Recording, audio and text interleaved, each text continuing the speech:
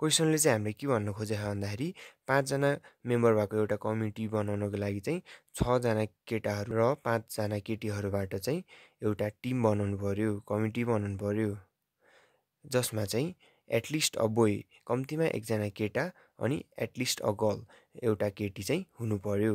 त्यसैले अब हामीले कतिवटा वेजबाट चाहिँ त्यो सेलेक्सनलाई प्रोसेस गर्न सक्छौँ भन्दाखेरि number of boys, number of girls, कम्तीमा पनि एकजना केटा चाहियो।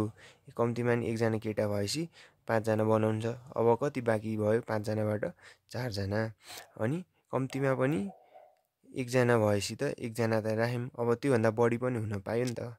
जस्तै अब 2 जना लियौँ भने 2 जना केटा 3 जना केटी, अनि अब हामीले 2 जना होइन रे 3 जना चाहिँ लियो रे, 2 जनाको सट्टा 3 जना लिनु मन लाग्यो 3 जना लियो रे।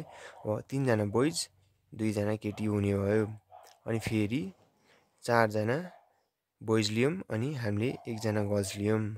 अब बनाउनु त हामीसँग 5 जनाको मेम्बर भएको कमिटी बनाउनु थियो, तर हामीले यहाँ 5 जना बोइज चाहिँ लिन पाइएन, किनकि हामीलाई एटलिस्ट अ गर्ल पनि भने हो। एटलिस्ट अ बोय मात्रै भने भए चाहिँ मिल्थ्यो, तर एटलिस्ट अ गर्ल पनि हो, त्यही भएर त्यहाँ चाहिँ झुक्किन सक्छ। त्यसपछि हाम्रो टोटल नम्बर अफ वेज चाहिँ के हुन्छ भन्दाखेरि अब फर्स्टमा हामीले जुन यो निकालेको नि 1 जना केटा 4 जना केटी, त्यसको नम्बर अफ वेज भनेको चाहिँ कतिवटा हुन्छ भन्दाखेरि 6 कम्बिनेसन 1 टाइम्स 5 कम्बिनेसन 4। त्यो भनेको चाहिँ 6 जना केटाहरूबाट 1 जना केटा सेलेक्ट गरेर अनि त्यसबाट केलाई मल्टिप्लाई गऱ्यौँ भन्दाखेरि 5 जना केटीबाट 4 जना केटी निकालेको, केटी सेलेक्ट गरेको कम्बिनेसनलाई चाहिँ मल्टिप्लाई गर्नु पर्यो। अनि यहाँ चाहिँ के गरेको भन्दाखेरि 6 जना केटाहरूमध्ये 2 जना केटाहरूलाई चाहिँ सेलेक्ट गरेर अनि 5 जना केटीहरूबाट 3 जना केटीहरू चाहिँ टिमको लागि होइन सरी कमिटीको लागि सेलेक्ट गरेको कम्बिनेसनलाई चाहिँ मल्टिप्लाई गऱ्यौँ। त्यस्तै 6 कम्बिनेसन 3 टाइम्स 5 कम्बिनेसन 2 र 6 कम्बिनेसन 4 टाइम्स 5 कम्बिनेसन 1।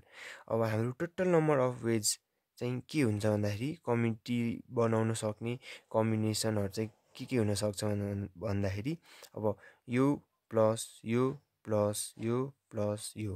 अब यो भन्नाले 6 combination 1 times 5 combination 4 plus 6 combination 2 times 5 combination 3 plus 6 combination 3 times 5 combination 2 plus 6 combination 4 times 5 combination 1। अब 6 यो भनेको चाहिँ यतिको भ्यालु 30, यतिको भ्यालु भनेको 150, यतिको भ्यालु भनेको 200 अनि यतिको भ्यालु भनेको 75। अब सबै जोड्दाखेरि चाहिँ 455 आउँछ। यो चाहिँ हामीले डाइरेक्ट क्यालकुलेटरबाट साइन्टिफिक क्यालकुलेटरबाट क्यालकुलेट गरेर नि डाइरेक्ट निकाल्न पनि सक्छौँ। हस्, थ्याङ्क यू।